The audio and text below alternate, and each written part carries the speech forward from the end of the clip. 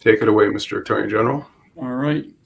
Thank you, Fritz. Thank you, everybody who's on this call. Thanks for participating. Thanks for listening. We have a long agenda. We have many people who are extremely interested in this issue. And I'm going to ask the speakers to keep their remarks to 3 minutes apiece. I'm sure there'll be questions and we'll have more opportunities to expand upon our remarks. But let me get started by telling you who we expect. We expect to have the mayor of Baltimore, Brandon Scott. We have Senator Susan Lee. We have Delegate Lesley Lopez. We have Judicial Proceedings Committee Chair Will Smith and House Judiciary Chair Luke Clippinger. We have the Baltimore City Police Commissioner Michael Harrison, the Prince George's County Commissioner Malik Aziz. We have State's Attorney John McCarthy and State's Attorney Aisha Braveboy, all of whom we will hear from. So thanks to everyone for joining us today, and we're announcing the introduction of a bill this legislative session to ban ghost guns in Maryland. Gun violence is unacceptably high in our state, and criminals in Maryland and around the country are increasingly turning to ghost guns, privately made firearms without serial numbers that are assembled from kits and parts that are freely available online. Because the parts that Testing 1 2. Testing 1 2. His speakers are loud. He just did whoever Testing 1 2. Testing 1 2. Could you mute yourself, who's ever doing the testing? Jesus. The parts that are used to assemble ghost guns aren't defined by law. Can anyone hear me? Testing 1 2. Testing 1 2. We can hear you, unfortunately. I know we're trying to figure it out. Do we know who that is? I mean, I think we're good with the testing. Thank you.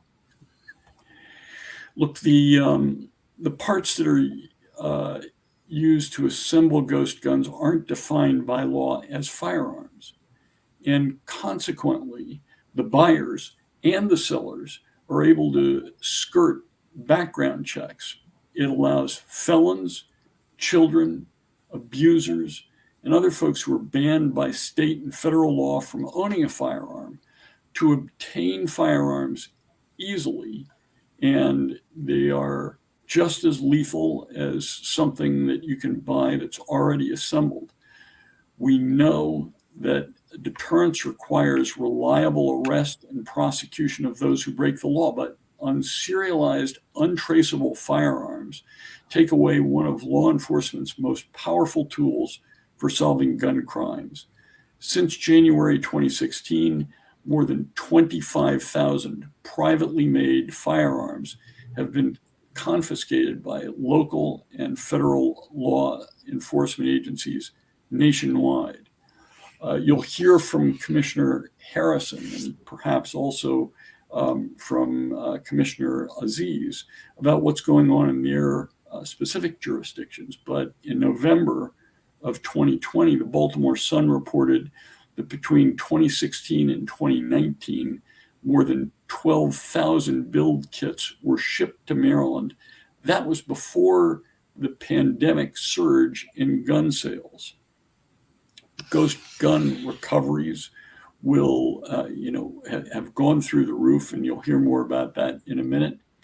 There are YouTube videos, numerous YouTube videos on how to assemble these ghost guns, and they have been viewed millions of times.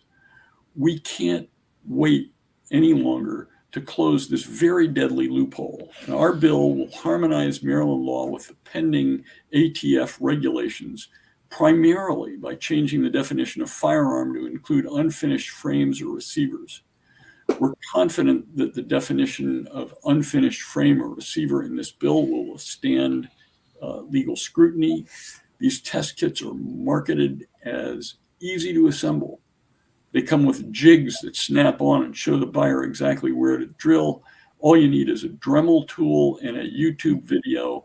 And as they specifically advertise, in an hour or even less, you can have a functional handgun. We can no longer tolerate the fiction that these components should not be defined as regulated firearms. This bill will ban the sale, receipt, transfer of unfinished frames or receivers that are not serialized by the manufacturer. The ban will go into effect on June 1, 2022. As of January 1 of 2023, the possession of unserialized firearms will be illegal. Those who own already privately made firearms will have the option to sell those weapons to a licensed dealer before that time, or to have the weapon properly imprinted with a serial number by a federally licensed firearms dealer. Violation of the law, the bill as we propose it, would be a misdemeanor subject to 3 years of imprisonment and a fine of up to $10,000. I want to specifically thank Senator Lee, Delegate Lopez, Delegate Ampre for their efforts on this issues. And I want to thank the Biden administration for proposing the new regulations that would update the federal definition of firearm to close this loophole. So now we will hear from additional speakers.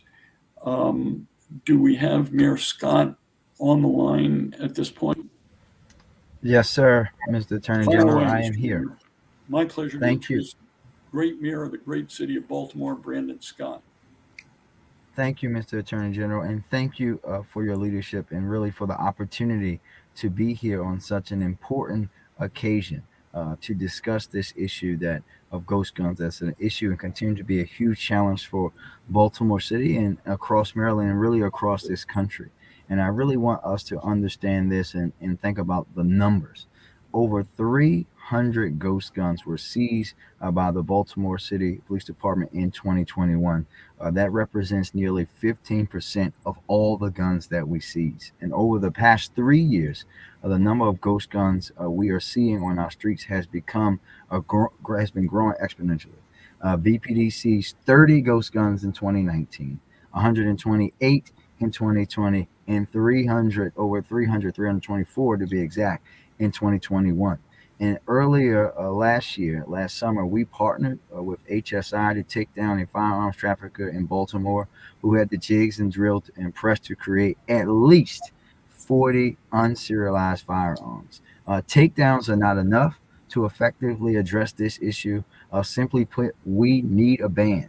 And that is going to be a part of continuing this spirit of close coordination with our state and federal partners to improve public safety outcomes like those that are outlined in my comprehensive violence plan that we announced last July. And this, Mr. Attorney General, is a part for me a great opportunity to work with the General Assembly and yourself to aggressively pursue legislative solutions to serious and real problems that we're seeing on our streets. And I'm grateful to you, grateful to Senator Lee, Delegate Lopez, Delegate Klobuchar, and everybody who shares this commitment to banning ghost guns. This bill shows that our state and our city that we are committed to getting ahead of this growing and concerning trend and proactively working to limit the proliferation of these untraceable ghost guns on our streets. This legislation shows that we can act while we await further federal government action.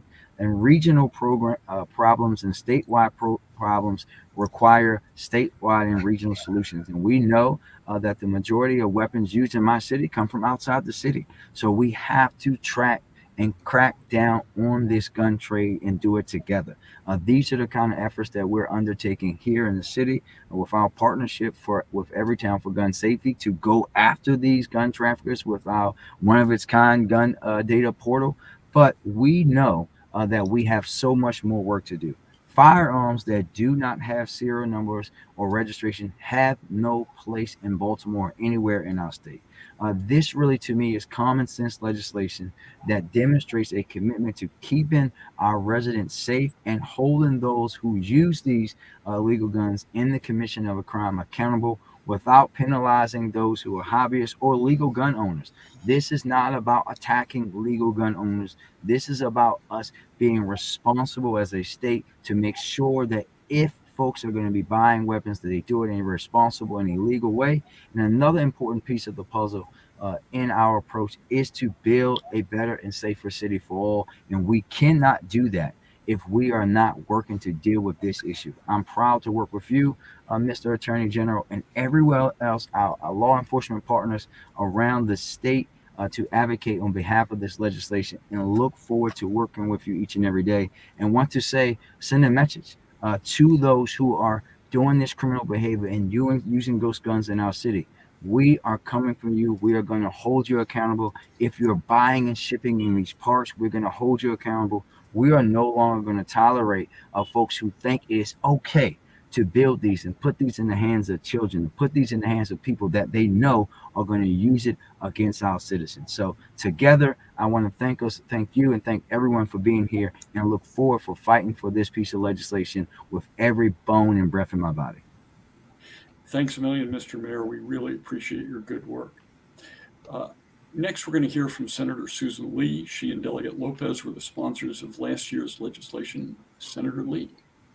Thank you, Attorney General Brian Frosh, and thank you for being our sterling champion of gun safety, not only in Maryland, but nationwide.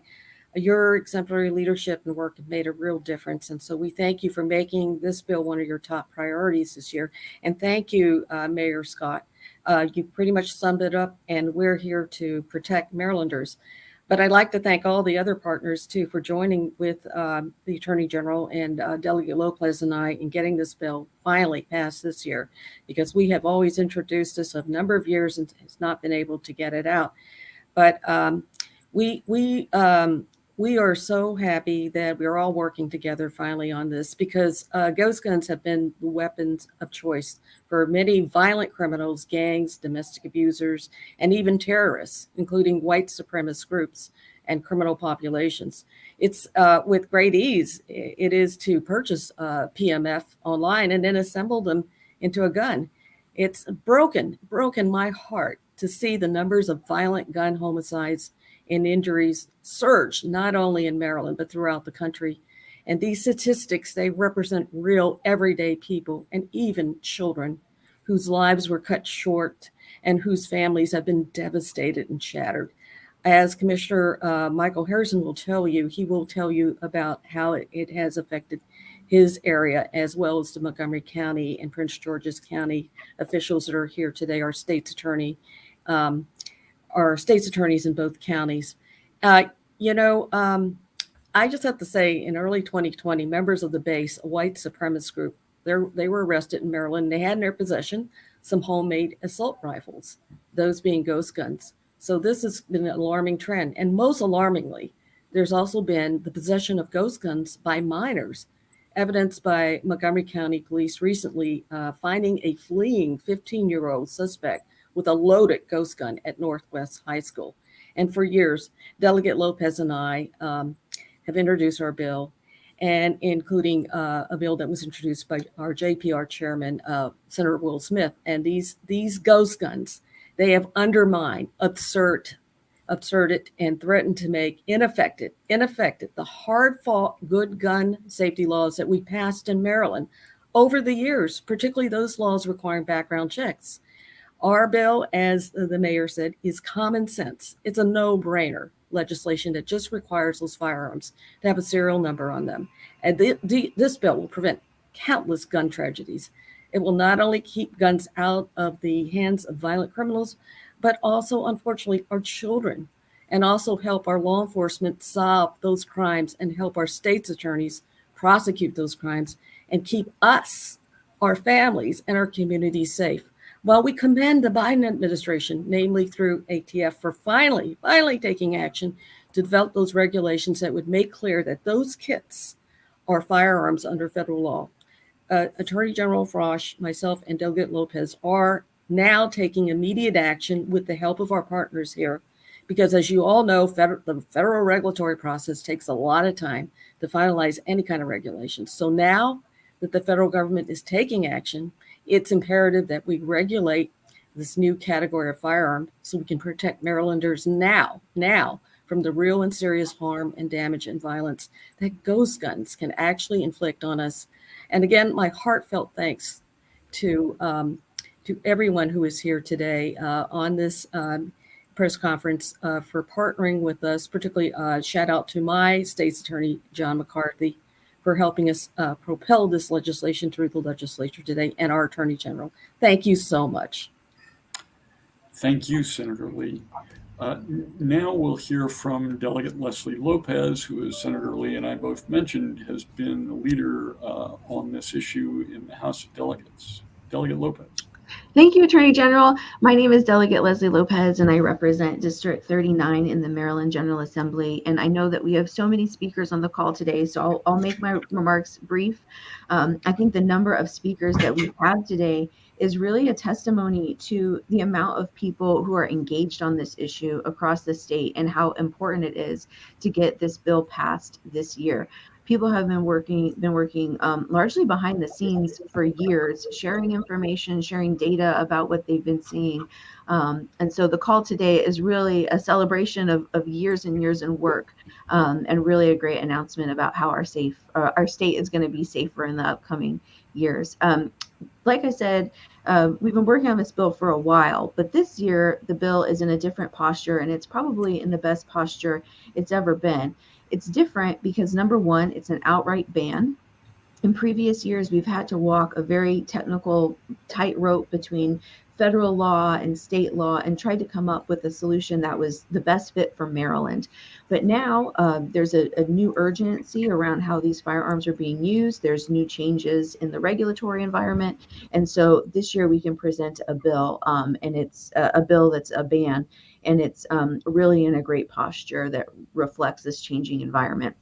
As the Attorney General mentioned, there's a new ATF rule that will likely be in place within the next 6 months. It's going to change the definition of what actually is a firearm. And so that was one of the factors that changed the way that this bill was introduced this year. It's also important to know that this bill goes after the supply chain of people who are going to be making these firearms to sell to prohibited people, in addition to going after the criminals who are using these types of firearms for their criminal activity. So it's a twofold approach in that way. Hopefully we get these guns taken off the street before they're used in any type of criminal activity.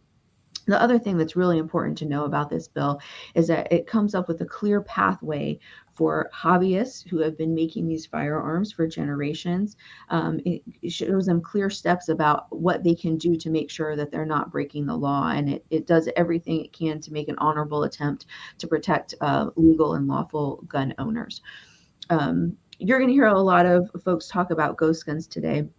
And I just want to give a few kind of brief vocab glossary terms to explain what we're talking about, because even though it's a ban, it is still a very technical bill. A ghost gun is any type of gun that is made outside of the traditional supply chain. And because it's made in this way, a privately made firearm, it doesn't have a serial number. So there's no way to trace ownership and how that gun was sold and transferred and those types of things. Law enforcement is very keen on using the word polymer 80. A polymer 80 is a certain type of manufacturer of these gun parts, but polymer 80 is a good kind of loose term because these gun parts are made from polymer and they are 80% finished when you buy them. And I want to show you exactly what I'm talking about. This is a polymer 80 for an AR-15. And I purchased this online with just a shipping address and billing address that were the same.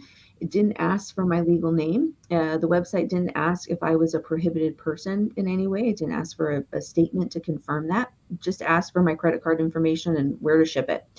Under federal law, this isn't anything, but if these 3 holes were drilled in here, if you can see those perforations, this would be an assault rifle.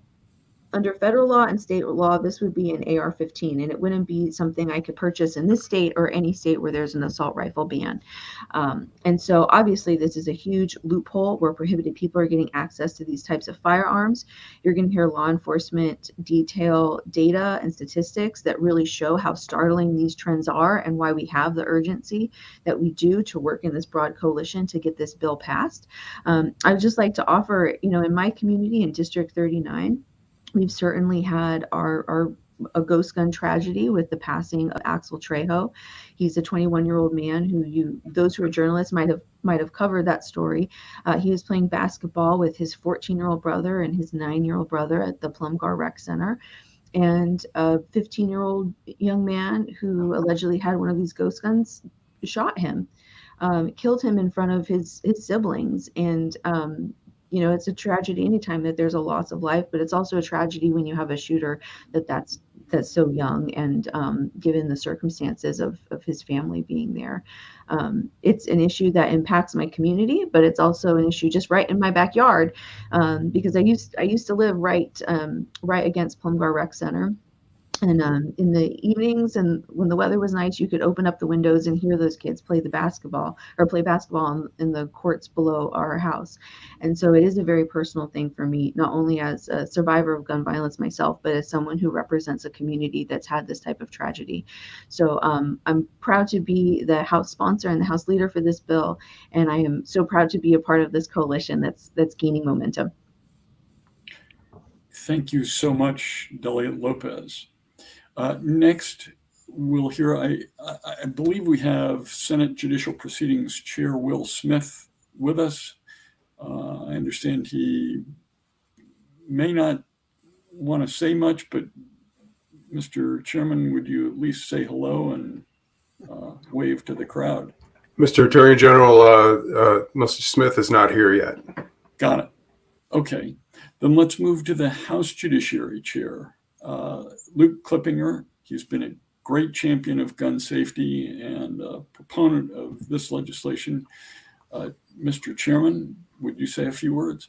Sure. Good afternoon, everybody. I'm very happy to be here today, and I'm very pleased to see the broad coalition of supporters who are coming out to support this important legislation.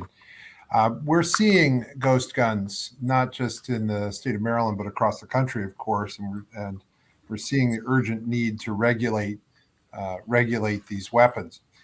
In my day job, I'm speaking not as a representative of the Anne Arundel County State's Attorney's Office, but in my day job, I do see polymer 80s that have been used and involved in crimes, and they've become a greater challenge for law enforcement all the way across the state. When a person can self-assemble a firearm and avoid a background check and create a weapon without a serial number, we have to ask ourselves whether that truly aligns with our values and what we want to do as it relates to public safety. Of course, this issue hits very close to home in Baltimore City, where we've seen a great increase in the number of the polymer 80s and other ghost guns that have been recovered by the Baltimore Police Department. We've seen that increase in numbers steadily over the last several years. And I'm very happy to be here today with Mayor Scott and Commissioner Harrison, who are leading on this very, very important issues. In previous sessions, the House and Senate have passed reasonable and common sense regulations for firearms, including background checks for rifles and shotguns. Our committee here in the House will continue to our work on this area, and we'll look at the best approach to protect Marylanders from ghost guns as part of a larger and longer conversation about keeping our communities and our families safe from violent crime. So again, I want to thank the Attorney General for organizing this event and for leading on this issue. With no offense to Senator Lee, it's my job to really raise up the hard work that Delegate Lesley Lopez has done on this issues in her 4 years as a member of the Judiciary Committee and as a member of the House of Delegates. She has truly taken this on and done an outstanding job putting together what I believe will be a very, very good bill. And she's a big part of the reason, both Senator Lee and Delegate Lopez, a big part of the reason why we're where we are today. So thank you all very much. Look forward to working on this legislation and getting it out of the House Judiciary Committee. Thank you very much, Mr. Chairman.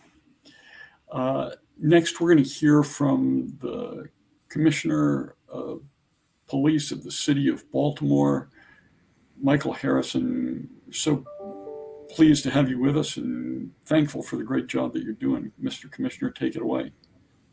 Thank you so much. I want to give you a special thank you to Attorney General Frosh. Thank you to Senator Lee and Delegate Lopez, Chairman Clippinger, and to my mayor, Mayor Scott, for your tremendous leadership on this issue. I'm extremely proud to stand virtually with all of you today to urge the adoption of these bills that will reduce the devastating impact of violence that has been experienced by Baltimore City residents. While we're working every day to break the cycle of gun violence with evidence-based solutions and community policing initiatives, we face a new threat to public safety from unserialized firearms known as ghost guns. Over the last few years, Baltimore has seen a frightening increase in the number of ghost guns that have been seized in our city. 2018, we seized only 12 ghost guns, but in 2021, we seized 345. That's a 2,775% increase. And of those 2021 seizures, Baltimore police linked 32 ghost guns to a shooting or homicide, and then in 2021, 9 homicide victims actually had a privately made firearm on their possession at the time they were murdered, which is an 800% increase from 2020, when I only had 1 homicide victim had a ghost gun in their possession. In addition, in 2021, 52 of those privately made firearms were linked to other incidents through ballistics, and then 69 of those ghost guns were directly linked to an act of violence.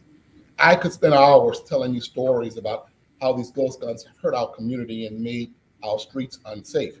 For instance, last year, a ghost gun was used in a disturbing incident in which an individual shot someone at the harbor and then attempted to shoot at our officers as we were attempting to apprehend him. You've heard my mayor talk about the trafficking network that were purchasing and manufacturing and then selling these ghost guns on the streets. The majority of the ghost guns that have been seized by the Baltimore Police Department over the years were actually in possession of individuals who were prohibited from purchasing a weapon, such as convicted felons and those under the age of 21. In fact, nearly 1/4 of all of the ghost guns recovered in Baltimore by our police in 21 were from individuals who were not old enough to obtain a firearm, including 3 who were only 15 years old or younger, kids. Unfortunately, this dangerous trend has continued into the current calendar year with no signs of letting up. So far in this year, we've recovered 31 privately made firearms, when in this same frame time last year, we had only received 12. That means we're far outpacing last year, and at this rate, we're on pace to seize over 700 ghost guns. Due to the lack of regulation, ghost guns have quickly become a weapon of choice for traffickers, criminals, and unless action is taken, I only expect this problem to get worse. Therefore, I implore the legislature to adopt these bills. All of our communities need and deserve these protections. So thank you so much for allowing me to say a few words today. Mr. Commissioner, thanks so much for being with us. And we're now going to turn to one of your partners, the police chief of Prince George's County. And Chief, we thank you, Mr. Malik, Aziz, for being with us. And we also want to thank your county executive, Angela Alsha Brooks, for the great work that she's been doing. Chief Aziz, would you like to say a few words?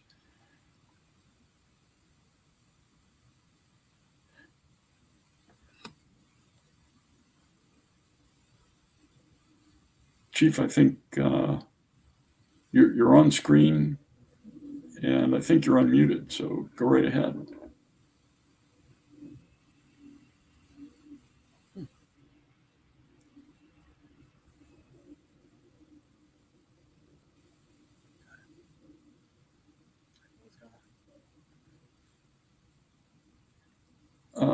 Chief Aziz, you can go ahead and speak. Oh, you seem to be muted, I guess.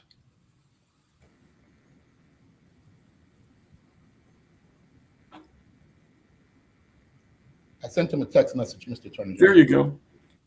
Oh, I'm sorry. That was you, Commissioner Harrison. Yes, I sent him a text message.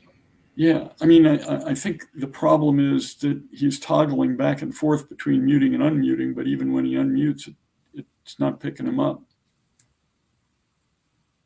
Can you hear us? You just point.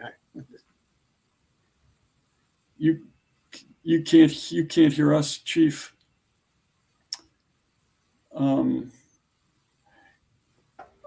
Well, Excuse me, Chief Aziz, could you go down on the bottom right of your screen and go on your speaker icon down there and make sure that you have the right audio setting selected?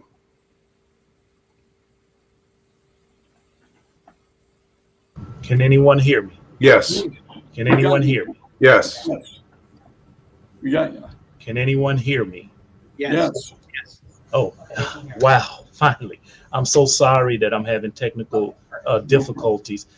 So I make my apologies if I stepped on anyone due to tech advising me to turn on my mic, unmute my mic.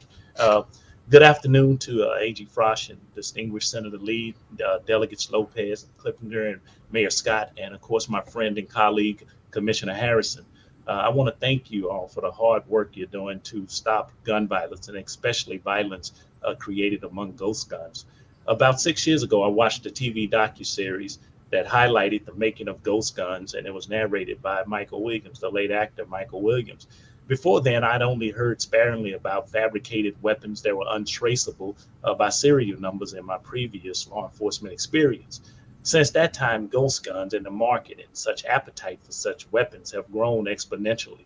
And since my arrival as chief in Prince George's County, we have experienced this increase in violence associated with such weapons. In fact, ghost guns in Prince George's County in 2016, we logged only one. In 2017, we logged 4. In 2018, we logged 17. In 2019, 27. 2020, 164. In 2021, 264 ghost guns were seized by Prince George's County Police Department. And this year alone, in 2022, we've already obtained 10 ghost guns this year alone. Since 2019, we've identified at least 13 homicides, at least 10 robberies, and over 20 aggravated assaults with ghost guns. Many of these individuals are young people, many in their teens, obtaining weapons such as ghost guns and utilizing them or possessing them on the streets of Prince George's County. Currently, there's no distinction in the state of Maryland with regards to charging documents between a ghost gun and a regular gun. The impact of these weapons is well known throughout our agency and our peer agencies involved, and it's rapidly becoming a weapon to possess among gang members and drug dealers, or it's just a weapon to have. In fact, we looked at some of our arrests that has occurred over the past year, and across jurisdictional lines, we've had our sister agencies, our fellow agencies. They have logged into NIBIN casings that were found in shootings, and at least 3 times the same weapon was utilized until we made an arrest of a person who was utilizing a ghost gun. And when we arrested him, of course, we found the Polymer 80 ghost gun. In the past few weeks, Prince George's County Police, we've arrested 4 individuals for drug possession, and in their possession was a Polymer 80 ghost gun. We had another arrest in the stolen vehicle. The arrestee had in his possession a Polymer 80 ghost gun. We ran a search warrant, and inside the location was a Polymer 80 ghost gun. The impact of these weapons are being felt, not just countywide, but regionally, but nationwide. One of the main factors of ghost guns impacting crime is that the ghost gun parts and kits are ordered online without a criminal history check. This gives individuals who've been convicted of a crime or prohibited from possession of firearm and alternate means of acquiring firearms. Technically, possession of a ghost gun kit is not even a crime unless the kits are fully converted into a fully functional firearm. Anyone with rudimentary skills in a drill press can produce dozens of these ghost guns in a single day and sell them for several $100s each on the streets. Ghost guns, they don't have these serial numbers, as we heard, untraceable, adding to the large volume of gun cases that are currently being investigated and processed, adding further strain to our criminal justice system. An integral part of law enforcement efforts to reduce firearms and related violence associated with the tracing of firearms. Tracing has allowed law enforcement officers to identify those responsible for trafficking firearms in the state of Maryland and outside this state. The problem of ghost guns are fast becoming a problem for large metropolitan cities and counties, as I hear from my colleagues when we visit and talk at least four times a year. Our vibrant firearms examination unit, recognized for their hard work, dedication to duty along the eastern shores, tracked these weapons many years ago, and you heard those numbers grow year after year. So your Prince George's County Police Department, we support legislation and enforcement and federal, state, or local laws that seek to make the places where we live, where we work, where we shop, entertain, and our children are playing, to make that place better and safer. Thank you. Chief Aziz, thank you very much for your remarks, and thank you for the great work that you're doing as well. Next, we're going to hear from the state's attorney for Montgomery County, John McCarthy. Thank you, Brian. It's an honor to join the Attorney General, Senator Susan Lee, my friend, and Delegate Lopez from Montgomery County, and all the allies that we have from around the state of Maryland on this very important issue. Bottom line is everywhere.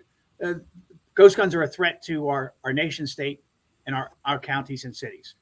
Some major cities have recorded that nearly 50% of their homicides are committed now with ghost guns. Unless we address intelligently ghost guns, all the prior legislation that we've passed to regulate guns in our community really becomes meaningless.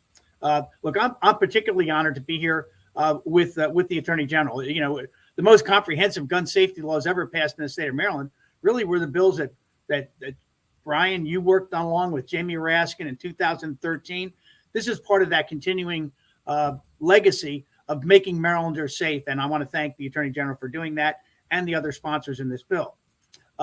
Effectively banning ghost guns is the only real way to do this. I think that's what Delegate Lopez was pointing out. Look, the bottom line is the right approach is to say these are firearms. They must be serialized, and background checks, along with other things, have to accompany the distribution of these weapons. Many have talked about the increase in their individual communities of ghost guns. Montgomery County is no exception. We had very small numbers in 2019. In 2021, our numbers increased fivefold in 2 years. We're moving in the same direction everybody else is. We've also seen ghost guns involved in homicides, involving in one instance very young people, which I want to transition to two final points. Is ghost guns are beginning to creep into our schools. In my own county, we seized 2 from a county school this week. We have seized 5 ghost guns from 3 different schools. What's the bottom line? Kids can buy them, kids can build them, kids can distribute them, and kids can use them. And that's a pattern we're seeing not only in my county, but across the state. We also have to be mindful that these guns are distributed to people that we've made the intelligent decision should be prohibited persons. We had a manufacturer was operating in a Silver Spring section of my county that was building AR-7s and handguns and distributing them throughout that community to individuals that we'd already made a community decision about should not be permitted to legally own firearms. If we're going to have any integrity in our gun safety laws and reduce the level of violence in our community, this bill is a no-brainer. I mean, many people have already said this. One of the great honors of being here today is that we're really coming together as a huge coalition, and that's been said over and over again. And this is something that has to happen to make all of Maryland safer. But thank you to all of my partners on this bill. Thank you to Senator Lee and Delegate Lopez, and again, General Frosh. Thank you. John, thanks so much for your, as always, excellent remarks. Nice to see you. Next, we'll hear from the state's attorney for Prince George's County, Aisha Braveboy. Aisha, take it away. Thank you so much, Attorney General Frosh. It's great to be with you today, as well as Senator Susan Lee, Delegate Lesley Lopez, and Chairman Luke Clippinger. This issue is extremely important here in Prince George's County, as you heard from our law enforcement partners, how big of an increase we have seen over the past few years in the number of ghost guns on our streets. So a lot of the statistics have been stated. A lot of the issues around ghost guns have already been said. So what I wanted to just mention is that our office, as well as I believe all of the state's attorneys across the state, take this issue very seriously.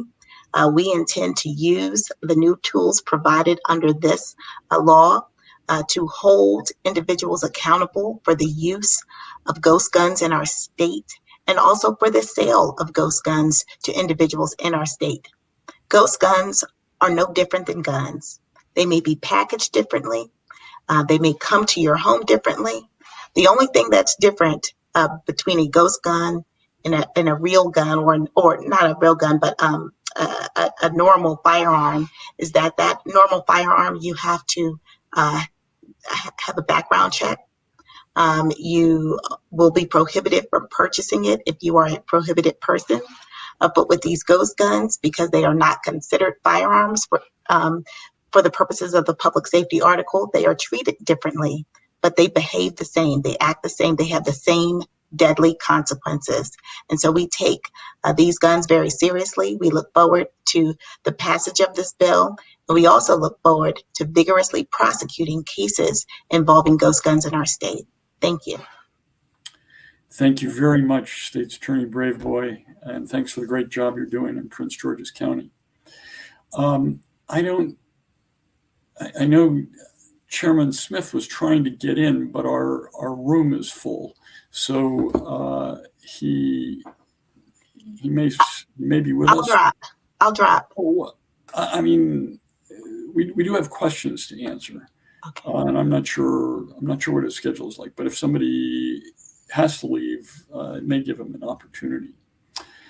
Let me do this. We've received several questions that we should attempt to answer, and I'm going to start with these.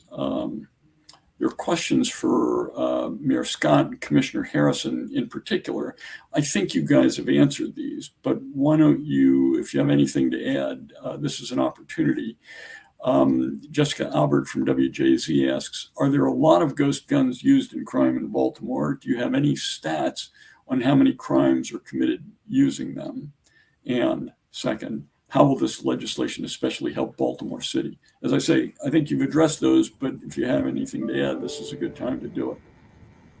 Yes, I'll start and then go to the commissioner. We know that they're used in commitments of crimes in Baltimore, and we know by the numbers alone, about the number we're recovering and who we're recovering them from, that this will help us, right?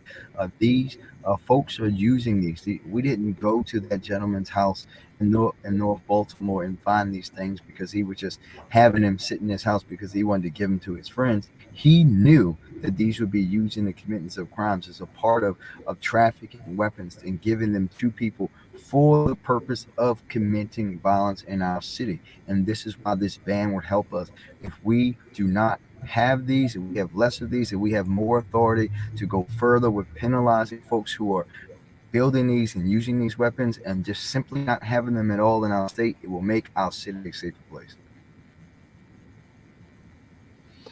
Thank you. Commissioner Harrison, did you want to do anything? Yeah, I think I did mention that in my earlier remarks. In 2021, 32 ghost guns were used in homicides or linked to homicides. And then in that same year, 9 of those victims had a ghost gun on their possession when we arrived to the scene. In 2021, 52 of the ghost guns were used in other incidents that were tied to ballistics, aggravated assaults and other types of shootings, and armed robberies. And then 69 of those guns were used to other acts of violence, perhaps like in domestic related assaults and aggravated assaults and armed robberies. So yes, we have been tracking how many ghost guns are used in each one of the crime categories in our city. Okay. Thank you very much.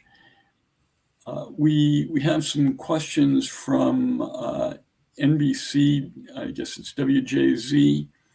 The first is the push to ban ghost guns a bipartisan effort?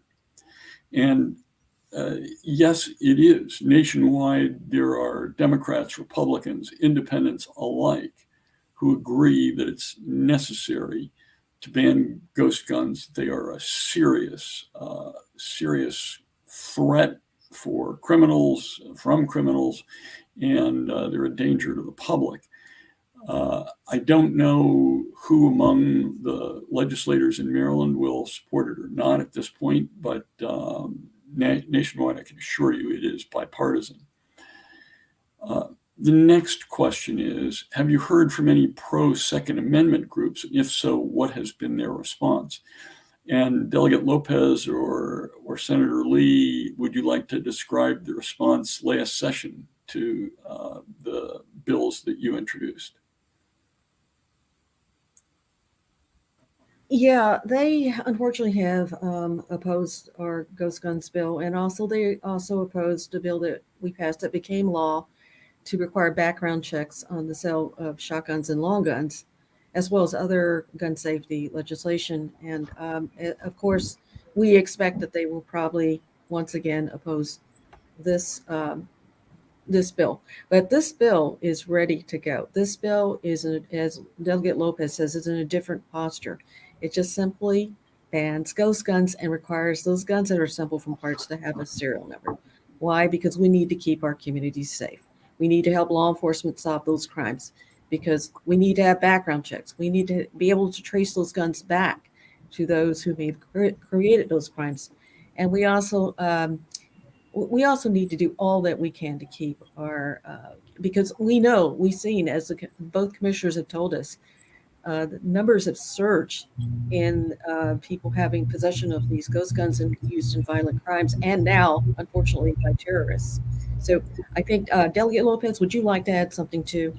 Sure. No, absolutely, Senator Lee. I think it's really important to make a distinction between the NRA-backed groups who show up to protest things and who provide testimony and your average gun-owning American. There's so much polling that shows that sometimes 80, sometimes 90% of gun owners in this country support universal background checks. And essentially, that's what this is doing, is requiring a background check for a serialized firearm, saying you can't just buy a firearm without a serial number and without going through a background check. The NRA has people come to testify every year on these bills, and there's usually a big, performative element for it, and that's to be expected. It's an issue that people are very passionate about. I would expect this year's bill hearing to be no different than that. But the reality is this is a very serious issue. And we as lawmakers and as members of the law enforcement community have a role in keeping our communities safe. And we are putting together a finely crafted bill that aims to do just that. Yeah, and I just want to add to what Delegate Lopez says. Our laws that we passed over the years dealing with gun safety, particularly the background checks on firearms and long guns, shotguns, would be meaningless if we don't pass this bill. Because now with ghost guns, because they're not serialized and they're not traceable, you can go around the law and obtain these guns. Anyway, as we have seen, law enforcement and our prosecutors have told us there's been a surge in these types of guns. Thank you, Delegate Lopez, Senator Lee. The next question from WJZ is, where do things stand at the federal level in terms of getting the ATF to increase regulation of ghost guns? And I think we mentioned that ATF has proposed regulations. I believe, I'm not sure precisely the status of it, but I believe they're still in the comment period, and after the comment period, they can go forward and finalize the regulations, propose the regulations. But there's still ways to go. The last question is there any room and this is from WJZ, is there any room for compromise here? And I think the answer to that is there's always room for compromise. We're always willing to, I don't mean to speak for the legislators here, but we're always willing to seek reasonable ground if there are areas that can achieve the important objectives of this bill, which is, say, stopping crime, stopping the use of unserialized weapons, keeping them out of the hands of felons, keeping them out of the hands of abusers, keeping them out of the hands of children. If we can achieve that, we're willing to work with anybody who has a suggestion to make it work more efficiently or more effectively. I don't know whether any of the legislators wants to comment further, but Yes, we've always had we always included all the stakeholders in any bill that we've done dealing with gun safety. And I know Delegate Lopez can back me up on that. We are about protecting Marylanders, and we always include all stakeholders when we go forward. And that's what the hearing process is about. We're hearing about concerns they may have. The opponents express it at a hearing, and then the proponents express their reasons why, and we move forward based on all the testimony that we've heard, and we always include all the stakeholders. Delegate Lopez, do you want to add something to that? Sure, absolutely. Any good bill is going to be the result of broad conversations and inclusive conversations where all sides are respected. So the hobbyist community has been a part of this bill from the beginning. There are going to be people who just don't like any type of gun regulation at all, but in previous drafts of the bill, we've worked with hobbyists. A hobbyist actually taught me how to build an AR-15 in preparation for this bill. And so as long as people feel like they're being heard and that there's an open door policy for talking to them, I think that's the best way to craft a bill. I'm hopeful that this will receive bipartisan support because it is a very sensible piece of gun legislation. It really is as nuanced and as specific as possible to go after the people that are involved in the supply chain and have penalties that match people who are using these types of firearms for criminal activity. So I'm confident that this is a reasonable and sensible piece of legislation, and that I have an open door policy. I meet with people who oppose bills all the time, and if there's opposition, my email is public, so hit me up. Happy to talk to you. All right. Thank you very much. I understand we've been joined by Senate Judicial Proceedings Committee Chair Will Smith. Senator Smith, would you like to say hi and say a few words? Yes. Hey, how are you? Good afternoon, everyone. And my apologies for being late. I had a few technical difficulties. I know it's been a long conference, so I'll be short. I just want to say thank you to everyone here on the panel today, but in particular, you, Mr. Attorney General, thank you for your work, not only in the General Assembly as chairman of this committee, but then also over the last 8 years. And obviously, I've got to give a shout out to Senator Lee, who has been the champion in the Senate. She has worked on this issue and has been a steadfast champion of public safety and gun safety legislation in her time in the Senate. And obviously, Delegate Lopez, thank you. Prince George's County Chief Aziz, I know the mayor was here, and Commissioner Harrison. Just real quick, a couple of things that have come to mind and to me, and why this is important for me to support, and I'm proud to support all of your work, is a couple of numbers. And this is slightly dated just from last year, but from 2016 to 2020, over 12,000 of these home build kits were shipped to Maryland, and those sales exceeded over $1 million. And that's just the stuff that we've been able to track. And I know that Commissioner Harrison was here a little bit earlier, and he mentioned the increase, but the Baltimore City Police Department, they observed more than a 300% increase in the number of unserialized firearms. And that was last year's number. So I think they're actually ahead. They're outpacing last year already in this new year, in the first couple days of the new year. And in Silver Spring, where I represent, this is end of the 2001, there were 276 firearms seized in Silver Spring, in my district, District 20. Of those, 24 were unserialized. And so we've seen a large proliferation as the technology has democratized, as access to new companies and as companies have started proliferating. This has become a much more significant problem. So just extremely happy that you all have put in the work And I'm excited about the prospect of passing this. We are going to pass this year. And I just really thank you all for your support. And I look forward to doing what I can and doing my part over here in the Judicial Proceedings Committee. So with that, I'll conclude my comments and just say thank you, Mr. Attorney General, and thank you to everyone else who's worked so hard over the last few years and months. Well, thank you very much, Mr. Chairman. I think those are fitting comments to end our presentation today. Thank you to every single person who was here, who spoke. This is, as you can tell, a collective effort, and we are expecting and hoping that it will meet success. So stay tuned. We'll be down at the General Assembly and pushing this hard in the very, very near future. Thanks for everybody who participated, and you can take the rest of the day off.